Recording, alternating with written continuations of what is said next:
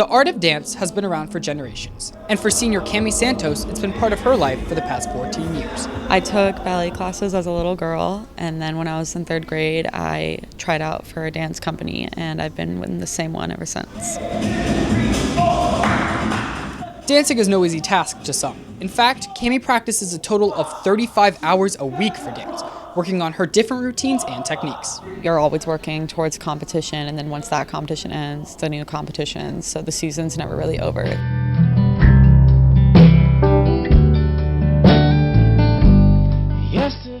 Cami started competing at the age of 5, and she only had one routine per competition. 13 years later, and she's up to 10, varying from solo performances, duets, as well as group dances. It's really stressful. You can ask any dancer that the dressing room is very hectic and no one really gets along, and you kind of just forget all about that. When you're on stage, you have your 2.5 to 3 minutes where you're performing for the judges, and it makes all the fighting and the preparation worth it.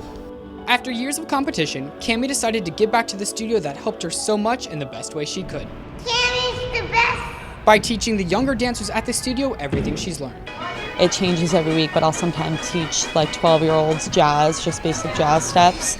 And the little babies that I teach, it's just like what every other little girl does, where they're taking ballet classes. It's just really fun seeing the improvement of just a little girl. And as her dancing season comes to a close in South Florida, Cami looks to these little dancers as her form of inspiration. It's really humbling when I'm just doing something as simple as a leap that I've known how to do for 12 years, and these little girls are amazed at the fact that I can jump over something.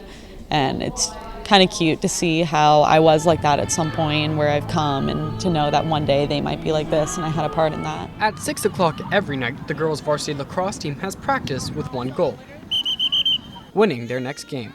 And for senior Hallie Berger, lacrosse has been a daily activity for the past 4 years. I really enjoy how it's team-oriented and it's not just a single-person sport. Hallie's a good player. She's always really positive and she's very encouraging, and she's a good defender. I get to work with my teammates and just have a lot of fun with it. Spending most of her time freshman year by sitting on the bench, Hallie has now propelled herself to the role of team captain and starting team player. Whenever we do something wrong, she's able to tell us how to make ourselves better. I think that I can be a fun captain, but I know that when times really need to be serious, I make sure that everyone buckles down and pays attention and puts forth their most effort. Hallie's leadership can be seen in other aspects of her life. She is currently co-president of a nonprofit organization called Athletes Helping Athletes, or AHA. This organization allows athletes from local middle and high schools to group up and play with underprivileged kids. And that's not the end of what AHA has done. This organization also volunteers at food banks, collects gifts for families around the holidays and Thanksgiving. They overall work together to benefit the community. Photography, the process of capturing a moment by the press of a button. And for senior at university school Amanda Lowitz, it's been a hobby she grew up with. My dad was very into photography. And he'd sort of help me out and take me places, and we'd shoot lightning and beaches. And I realized that my skills were just sort of cultivating, and I was using what my dad had taught me, and I really, really liked it.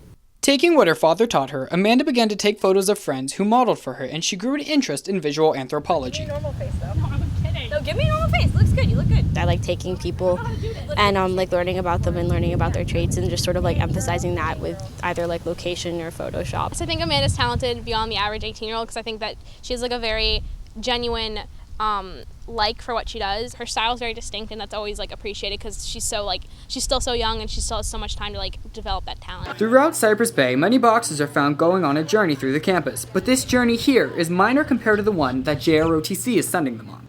We're taking these shoe boxes, we wrap them in gift wrapping paper, and we're sending about 650 of these shoe boxes to the Nyaka schools in Uganda. These colorful and decorated wrapped boxes aren't going to Uganda empty-handed, but with the gift of joy, among other things. Each of these boxes is going to be filled with approximately $15 worth of school supplies. The boxes are filled with random things, from pencils to shoes to notebooks to little cute lip glosses. Each kid in the school has an assigned box, so we're ensuring that everyone enrolled gets a box with school supplies. It's a Thursday afternoon at the Weston 8 Cinema, and the lobby is filled with the color purple, as the Andrea Lucas Foundation holds an event for cystic fibrosis, in honor of Andrea Lucas. Two of the volunteers are Gina D'Onofrio and Kara Roberts, who were close friends with Andrea, who passed away in February of cystic fibrosis. She was my best friend and neighbor for 13 years. She was one of those people that you could talk to about anything. She was probably one of the best people that I've ever met in my life. Having a loving drive to spread awareness of cystic fibrosis, Kara and Gina work with the Andrea Lucas Foundation to raise funds, among other things. We do fundraisers and annual showcase events, and we do walks, and we have a bunch of merchandise so people can buy it. We've raised over $50,000 for cystic fibrosis awareness since February. But it's not just about raising funds. Gina and Kara try to spread the word of cystic fibrosis in ways Andrea would personally love. Well, One Direction was Andrea's favorite band. We were trying to get in contact with the band. We were emailing them, tweeting them, trying to get in contact with them, and we didn't really get anything in return. We send One Direction t-shirts and bracelets. The management sent us back and said that, they couldn't wear them, but thanks for the offer. We'll send you back a signed shirt, pictures, whatever. So the night of the concert, a bunch of the local members of the Andrea Lucas Foundation, we all went, and we weren't really expecting anything, and then